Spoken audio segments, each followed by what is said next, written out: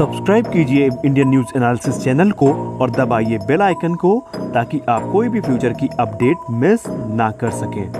जय हिंद दोस्तों, स्वागत है आपका इंडियन न्यूज एनालिसिस के एक नए एपिसोड में। आज के अपने इस एपिसोड में हम बात करने वाले हैं ग्रिपेन एफ एयरक्राफ्ट के बारे में।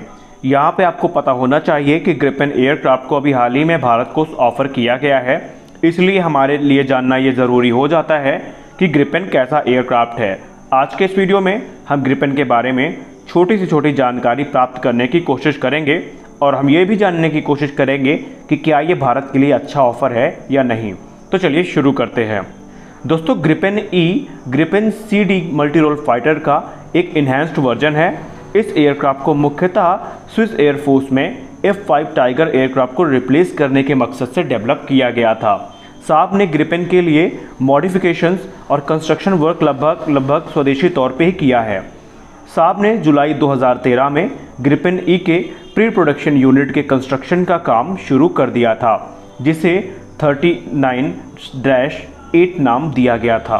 साब ने ग्रिपेन 39-8 में यूज होने वाले कंपोनेंट्स का टेस्ट इसके प्रीडिसेसर यानी कि ग्रिपेन 39-7EF में डेमोन्स्ट्रेशन प्रोग्राम के तहत पूरा कर लिया था। यानी कि इस डेमोन्स्ट्रेटर एयरक्राफ्ट ने स्वीडन में लगभग 250 घंटे की टेस्ट फ्लाइट और टेक्नोलॉजी टेस्ट को पास किया था। तभी इसके बाद इसकी जो टेक्नोलॉजी है वो ग्रिपेन 39-8 में यूज़ की गई थी।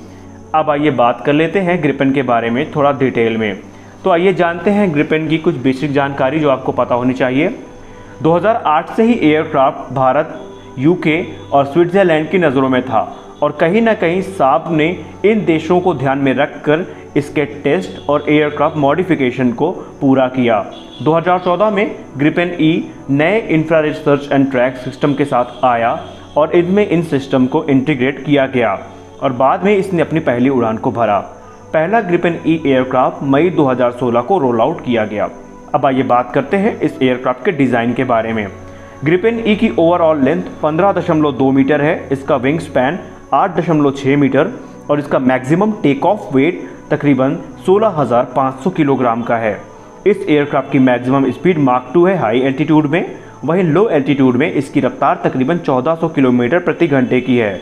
सिंगल सीटर एयरक्राफ्ट में 10 पायलट स्टेशन दिए गए हैं, जिनसे ये रिकॉनेसेंस पॉड, वेपन्स और एक्सटर्नल फ्यूल टैंक्स को कैरी कर सकता है। इसका एयर टू एयर कॉम्बैट में टर्न राउंड टाइम तकरीबन 10 मिनट का है, वहीं एयर टू ग्राउंड कॉम्बैट में तकरीबन 20 मिनट का। इसके इंटरनल फ्यूल टैंक्स और कंबाइंड टैंक्स की फ्यूल कैपेसिटी को अगर जोड़ा जाए तो वो तकरीबन 3.4 टन की होती है, जो इसके फॉर्मर वर्जन से कहीं ज़्यादा है। अब आइए बात करते हैं इसके कॉकपिट के बारे में। दोस्तों, ग्रिपेन ई में एक डिजिटल कॉकपिट का यूज़ किया जाता है, जिसमें 3 बड़ी 3D मल्टी फंक्शनल डिस्प्लेस का यूज़ किया जाता है। इसके अलावा ग्रिपेन ई का cockpit hands on throttle and stick control से लैस है, जो कि पायलट को सुपीरियर सिचुएशनल अवेयरनेस प्रोवाइड कराता है। अब आइए बात कर लेते हैं वेपन्स के बारे में। दोस्तों, ग्रिपेन ई को रशियन जेट किलर के नाम से संबोधित किया जाता है, क्योंकि इसको बनाने का मकसद रशिया की एयर सुप्रीमेसी को ख़त्म करना था। लेकिन अब आइए जानते हैं कि इसके कौन कौन से हथियार हैं और वो कितने घातक हैं। Gripen E infrared guided short range यानी कि IRIS मिसाइल से लैस है। इसके साथ साथ इसमें मिटियोर जैसी बियॉन्ड विजुअल रेंज की मिसाइल भी यूज़ की जाती हैं। ग्रिपेन में इसके अलावा AIM-9 साइड वाइंडर और इसके अलावा डार्टर जैसी मिसाइल्स का भी यूज़ होता है। वहीं फ्यूचर में इसमें लॉन्ग रेंज की मिसाइल भी इंटीग्रेट की जाएंगी, जैसे कि डार्टर और Derby. Gripen air to surface combat में भी काफ़ी अच्छी परफॉर्म कर लेता है, जिसके बारे में हम थोड़ी देर में बात करने वाले हैं।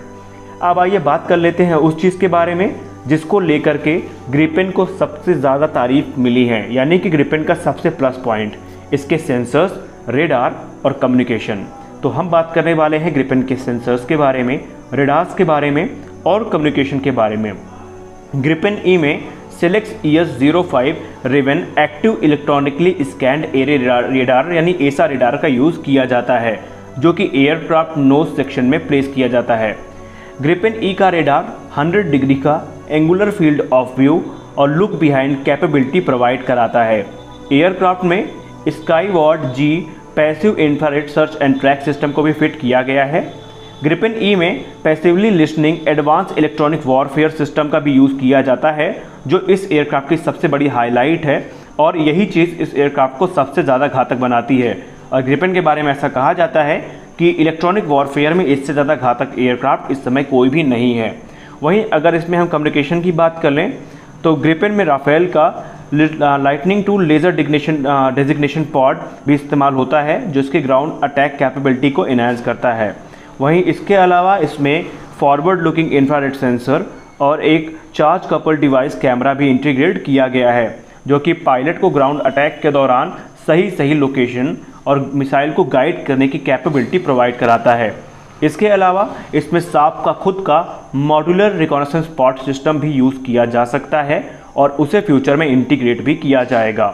ग्रिपेन ई को रेगुलर रेडियोस और उसके अलावा सैटर्न की फ्रीक्वेंसी होपिंग या ये कह सकते हैं कि frequency hopping secure long distance satellite communication system से भी लैस किया गया है। इसके अलावा इसमें link 17 wide area command and control system भी शामिल है। दोस्तों, इसकी जो मेन हाईलाइट है वो इसका इलेक्ट्रॉनिक वॉरफेयर और इसकी 7 मीटियोर मिसाइल को एक साथ ले जाने की कैपेबिलिटी है।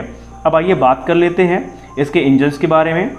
तो इसमें एक वोल्वो का RM12 after burning turbofan engine use किया जाता है, जो कि 54 किलो न्यूटन का ड्राई थ्रस्ट वहीं 80 किलो न्यूटन का थ्रस्ट आफ्टर बर्नर के बाद जनरेट करता है।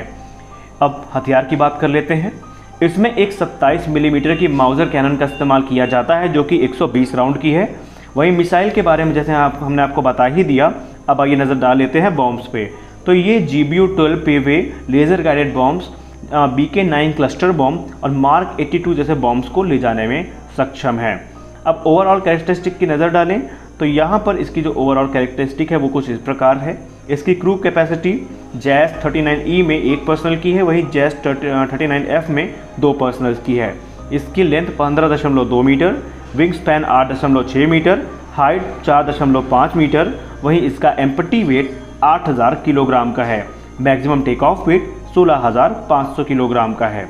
मैक्सिमम स्पीड इसकी हाई एल्टीट्यूड पे मार्क 2 है और लो एल्टीट्यूड पे तकरीबन 1400 किलोमीटर प्रति घंटे की है। इसका कॉम्बैट रेडियस 1500 किलोमीटर का है, वहीं इसकी सर्विस सीलिंग 16000 मीटर की है। तो दोस्तों, अब आइए बात कर लेते हैं कि क्या ये एयरक्राफ्ट भारत लेगा और क्या भारत को ये लेना चाहिए। देखिए, ग्रिपेन ने कल कहा था, ग्रिपेन के ऑफिशियल्स ने, कि अगर भारत इसको सेलेक्ट करता है तो भारत में वो खुद की अपनी एक कंपनी खोलेंगे जिसको लीड करेगी खुद ग्रिपेन, यानी साब इसको खुद लीड करेगी। और यहाँ पर भारत की ज़रूरतों को ध्यान में रख करके ये एयरक्राफ्ट बनाया जाएगा और फ्यूचर में टेक्नोलॉजी ट्रांसफ़र जैसी चीज़ों पर विचार किया जा सकता है।